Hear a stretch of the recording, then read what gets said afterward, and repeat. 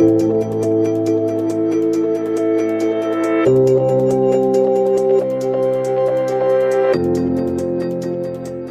Brenda Hetrick from Matrix Solutions. I'm the Chief Revenue Officer. I'm going to wrap up today's sessions with, well, we have a happy hour. Today's learning sessions. We're going to talk, staying in the advertising, the category world, we're going to talk about emerging trends and markets in the categories and ad spending space. So what I'd like my panel to do is everyone take a couple minutes, introduce yourselves, what your roles are, and then I'll start with my questions. Thanks. So I'm Kristin Sullivan-Stoesser, and I am VP of Advertiser Sales and Solutions at Comscore. I've been working at Comscore since the merger, but before that was Rentrack. I was with Rentrack since 2012. Before that, I worked for Tribune Company for about 10 years, and then before that, Advo. So long career working with multiple types of brands, verticals, all the different verticals, and specializing in data and targeting. Scott Thaler, currently founder of a company called Strategic Sandbox, which is about 14 days old. So it's more, my relevance is more towards what I did previously. So started as a advertising agency guy, so did 11 years at an agency called Hetrick for anyone who's in the local market. Then started up a couple of internet companies and sold our last one to Equifax, where I ran their data division. And then I spent about 14 years at Zimmerman, where I was head of retail for client services, and then I spent my second half of my time there as their chief digital officer. And most recently, I just ended my stint as chief marketing officer of Mattress Firm. For those of you who haven't seen one, that means you haven't been driving around town at all.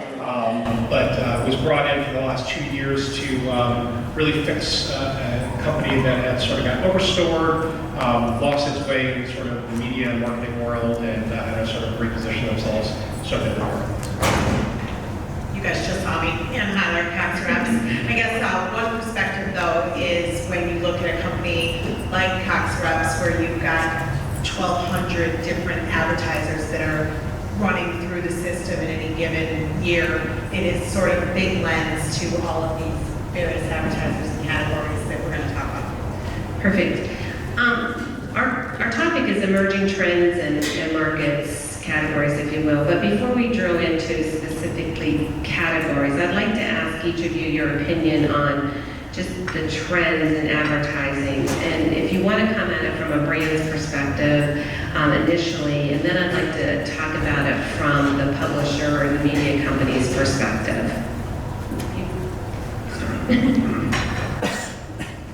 So some of the things that we're seeing, okay. So I would say, the switch, basically the addition of OTT, becoming much more prevalent. The viewership trends, with a lot of the spend still going, I think, into linear.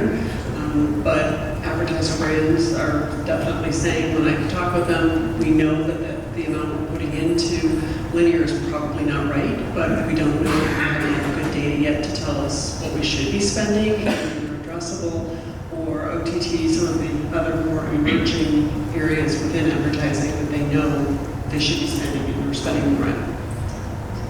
I'm going to call it a trend, but I'm going to call it more of a symptom of what I'm seeing going on in sort of the marketing space, and that is questioning of every single thing that has been done previously and calling it legacy and old and non-working. And the fact of the matter is that people just sort of call that suspect to what's working and what's not working just because it's old, like it's been around for a while, versus really start taking a look at what has worked in the past and then ushering in new elements of what can be. So we know mobile is a new part of what's going on. We know that digital is a key part of what's happening. We know people are going to search at record rates of what's happening. But the fact of the matter is that I'm personally seeing a lot of marketers and a lot of agencies that I'm working with that want to sort of move holistically all digital or all traditional, and they talk in that form of fashion. And the fact of the matter is that there is a mix of what needs to be there. And I would say that all of the media that I've come across, short of probably print, they have an emerging and new technologies and they're making changes in the way that they're doing it. So I'm seeing sort of a lot of change in the way that all of And I'd say, I think we need to be careful on efficiency for efficiency's sake. We talked about it a little bit here earlier where it's all about post, right? Without actually having a conversation about what the result really was, which is sales. And I think as we fall into efficiencies for the sake of efficiency and price being the only driving factor, I think that trend is to the detriment of what advertising is really supposed to be about. So we've heard a lot about impressions or ratings, and I'm just curious from your perspective, not necessarily a trend, because I think we've heard about it, right? It's not a trend, but what are your thoughts around how metrics are going? You know, where are we going with metrics? Sure. Anna, let's let Anna start. Sure. You know, I think I might have said it a second ago too, right? To buy, it doesn't really matter whether it's impressions or ratings. What matters is the audience, and what matters is the outcome. So I'm not concerned about whether it's ratings or impressions. I feel the same way. For us, it's all about finding the audience that's going to make a movement. So am I driving them into a retail location or to a website, and are they doing the actions that we need them to take? Changing their perception, making the sale at that moment in time. You have to be making sure that we're doing the two things, right? So how do I get the sales overnight and building the brand over time? We need different audiences to be able to affect that in order to be able to grow and maintain a healthy business over time. And I would say, you know, exactly what both of you said. I might add, though, that I am getting some of the brands starting to really question, when looking at the effectiveness, the incrementality of the spend, right? So if these are people that were going to shop me anyway, you know, a target of women 25 to 54, geez, that's really way too broad.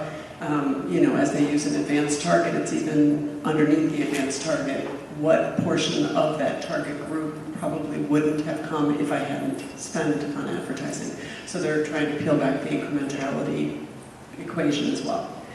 So one last question on maybe more traditional or where we are with categories before I talk about emerging categories or we get into that. I heard a lot of automotive. We have the traditional categories today. And some people thinking spending is up, but I just happened to see 2 articles that said automotive spending is not up. What are your thoughts on that? The Detroit kid will take it, I guess. So I think that it is becoming harder and harder to measure what we are considering advertising spend to be. So yes, we measure traditional media against metrics of year over year or advertisers, number of advertisers in or out, but I think that the OEMs and their respective dealer associations are spending tremendously across mediums that are becoming harder and harder to measure, whether it's through Google or whether it's direct mail. I just don't think we're measuring that spend in the same way. And I think the vacillation across all of these different options that are available is not necessarily able to tell us the same story it did, because there's so many different fragmentation of the way it's being spent. And just to add on to what you said, I was at the direct-to-consumer, Scott was as well, conference, Direct Brand Summit in New York, and somebody, I can't remember who it was, got on stage and said, you can't look at year over year the way you used to. It is now looking at year over year by zip code, because people can shop across so many different channels, that to look at same-store sales year over year, it's outdated. You can't do that any longer. So I think that's something that's definitely emerged and has changed the mindset thanks to the direct-to-consumer companies coming out. And I can't comment on the automotive space, but just in overall spending, first off, I don't think spend can be measured the exact same way as it has been in years past, because what marketing spend is being spent on, we talked a little bit about creative a couple panels ago, and with all of the new targeting technologies that are out there and the ability to reach the different audiences and change the messaging a little bit, you spend a whole lot more in the content aspect of what it is that you're creating. And I know that this group is very concerned with the working media dollars and what we have, but in order for the working media dollars to work as hard as they can, you have to spend more money on those other aspects of it, and that's the content and the message, and make sure that, sort of really honed in. We don't want to be selling hot dogs to fillet people to hot dogs. So we have to make sure that we're spending more money there. So we found a lot of additional funds sort of going that way and maybe coming out of the working media dollars. But the other trend that I think I've seen is that as private equity money comes more into play as what's there, we're finding the screws tightening a little bit. And so the demand for greater performance of what is out there. So every dollar has to work that much harder or you're not going to get it. So there is a little bit of a pullback that you're sort of seeing there. So I think probably less dollars going towards the working media funds, but there's some money that's being spent out there. Understood. Now let's get into the emerging categories. We've talked about it already, direct-to-consumer. Let's hear all of your thoughts on what does that do to direct-to-consumer? How is that impacting traditional media? How is that impacting the ad spends to traditional media? Is it impacting, what are you seeing from your perspectives on direct-to-consumer? Well, looking at that as a category, I would just say really it's retail rethought, right? Because they can. So these are retailers that have come about in the digital age. When you talk about legacy or traditional, they came about, a lot of those retailers came about at a time where digital wasn't so prevalent. The technology had not evolved and advanced to where it is today. So these are just new retailers being born. I mean, they can start from that side, from the digital side, from the very highly targeted side, but ultimately they work their way over to brick and mortar or to traditional, what we consider traditional media, television, whatever.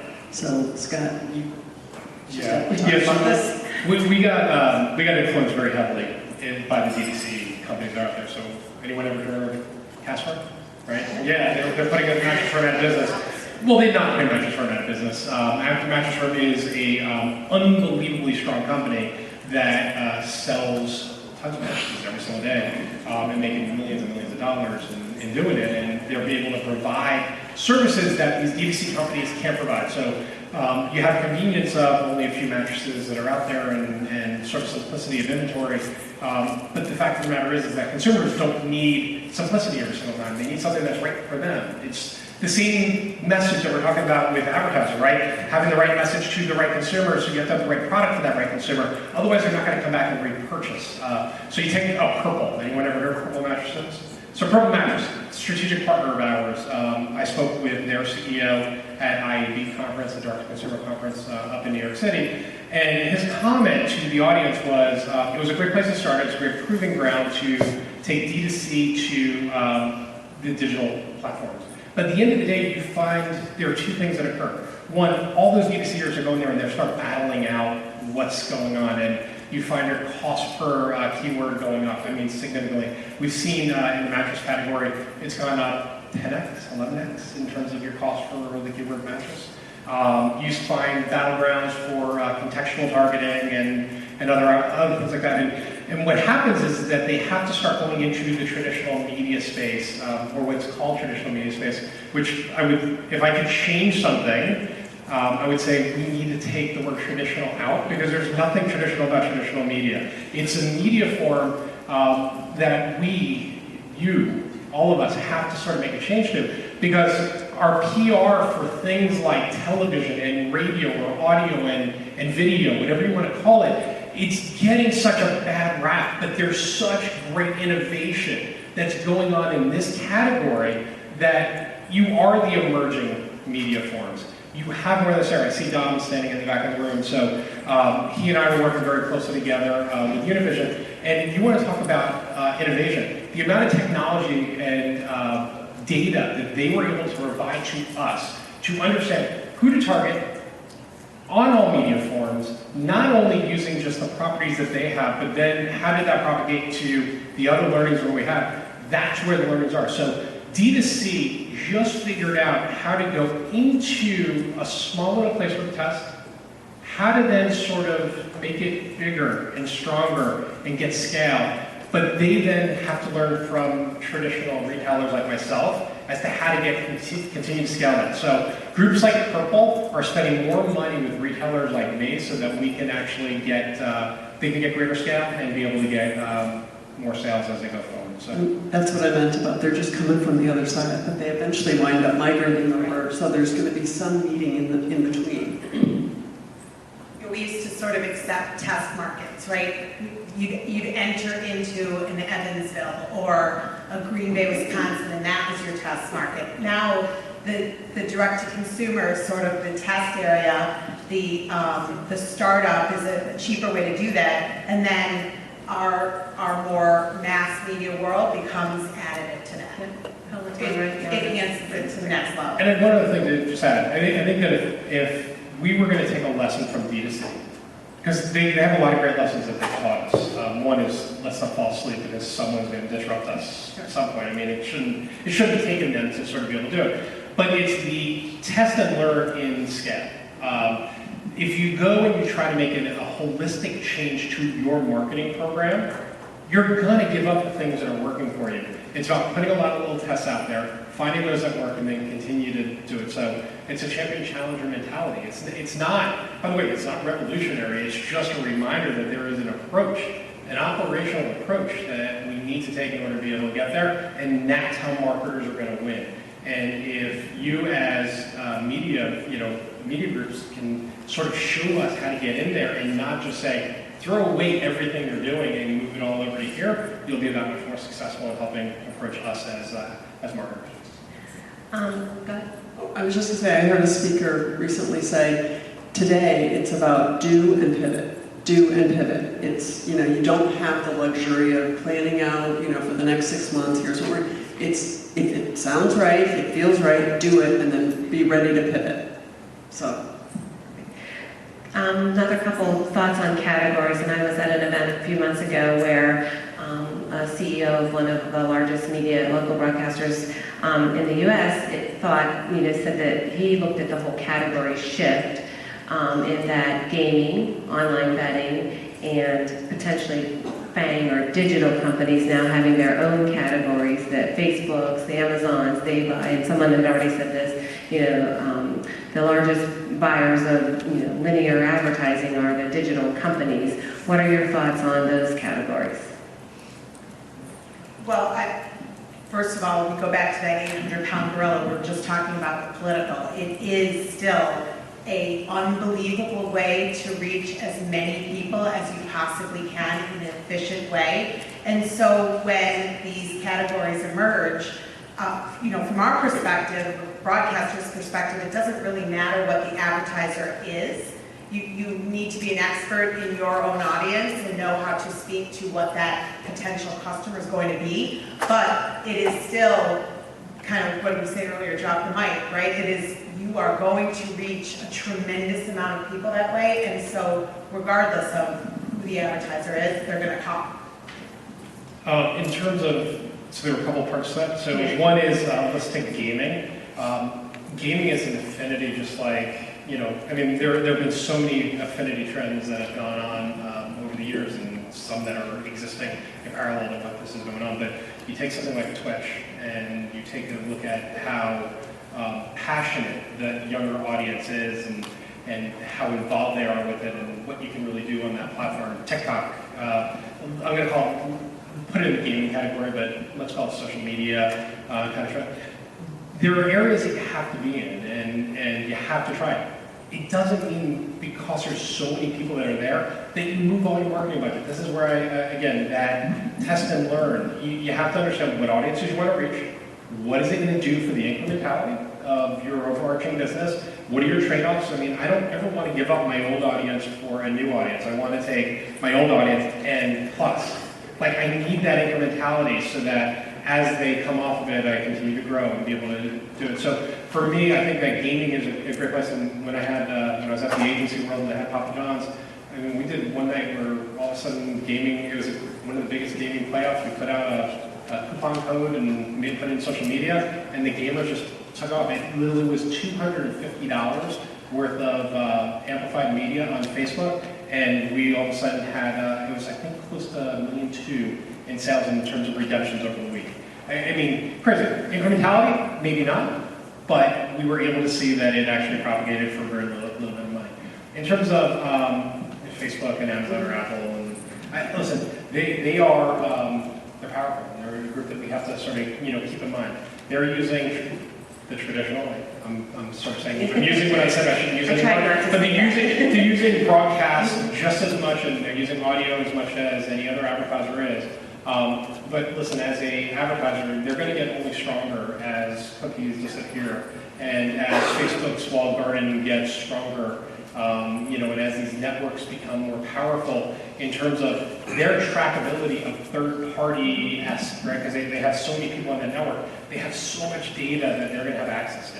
I do want to jump on the cookies disappearing because I think it's what, 2 years or 2 years? 2 years and then from Chrome. And then, Yeah. so what are your thoughts? It's coming fast, by the way. Right. 2 years will fly. And what are your thoughts on that disruption to, the advertising?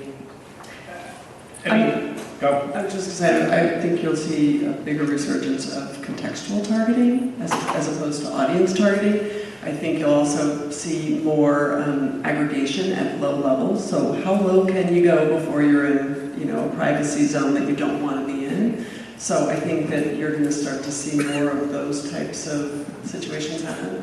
Yeah, I feel the same way. I think contextual targeting. I think we're going to actually take a little bit of a step back to go into what I'll call into some older form of digital advertising that was out there. But I think contextual is going to be a big part of it. I think you're going to see some people try to get more into the walled gardens. I think there's going to be also more networks that are going to be formed because, again, it's the third-party cookies that are a challenge, not the first party. So you're going to be able to, if you have bigger networks of information and sites that are sharing stuff, you might have the ability to sort of, cheat the system and be able to, create ways around it.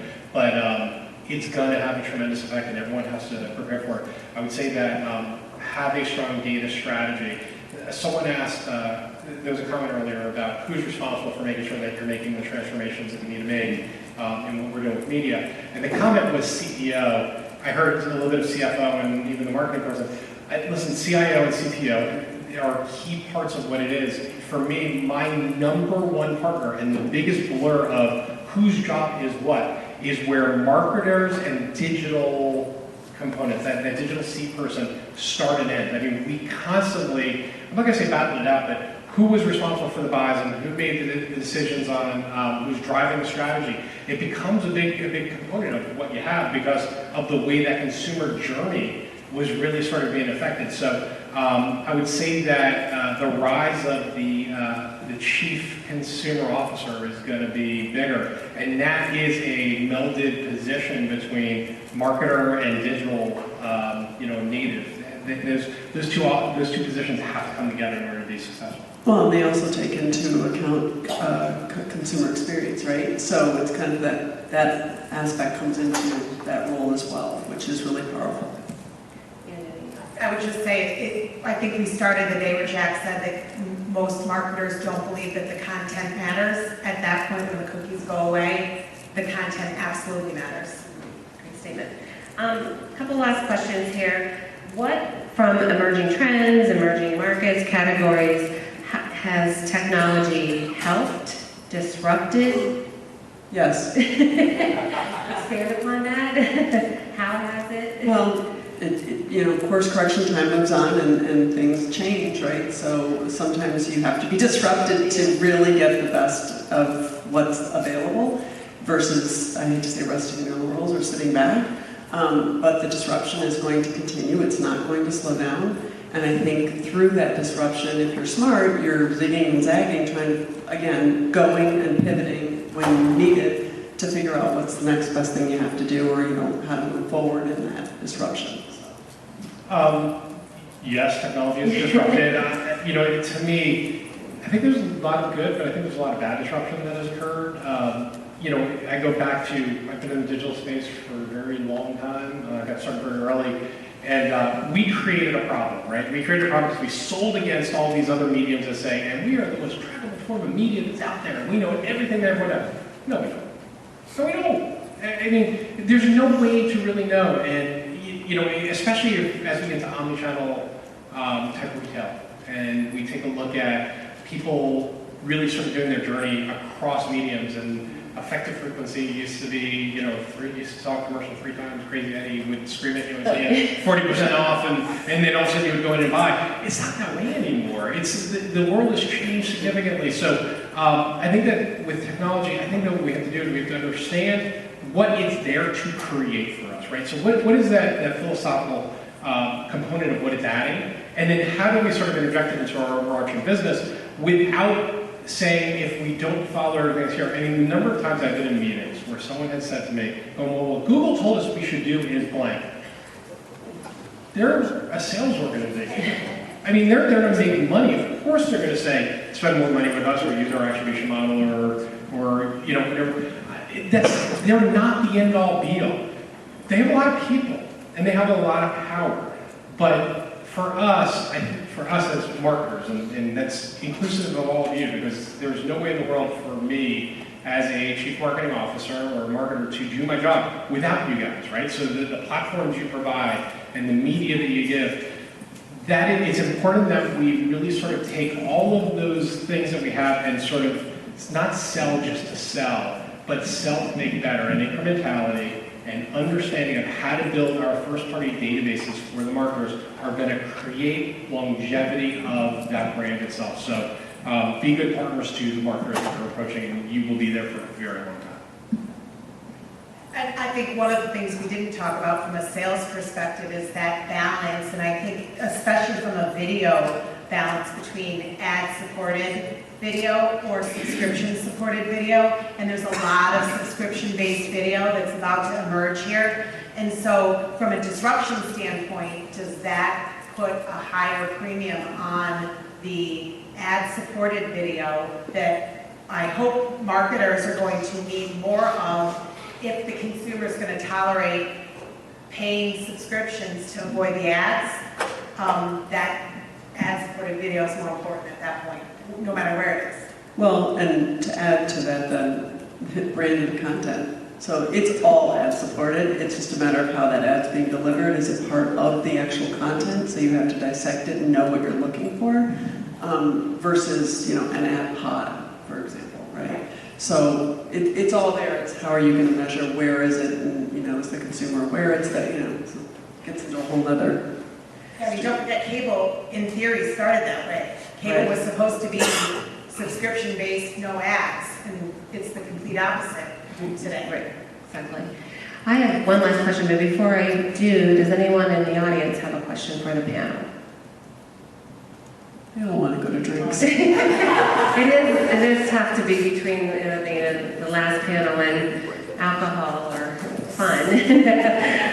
My last question, and I'm not going to say traditional media, but a lot of our audience is, you know, local broadcasters, traditional media, if you will. Some, you know, certainly have digital components.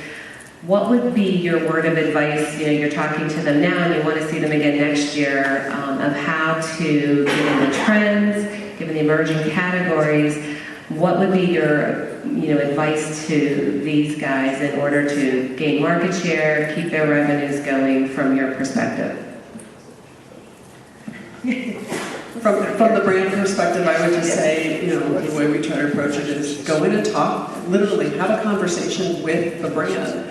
What are they focused on? What are their goals? What are the KPIs? Start there, bringing, you know, everything that you've got to the conversation to listen first, right? And realize that they are the customer. It's their experience with you and what you can bring that adds value to them at the end of the day. And it's different brand to brand to brand. I mean, there are some fundamentals that are similar or the same. They're looking to make money, but how they're doing that, how they're going about that can be very different. So the tactics might be very different, even within the same vertical.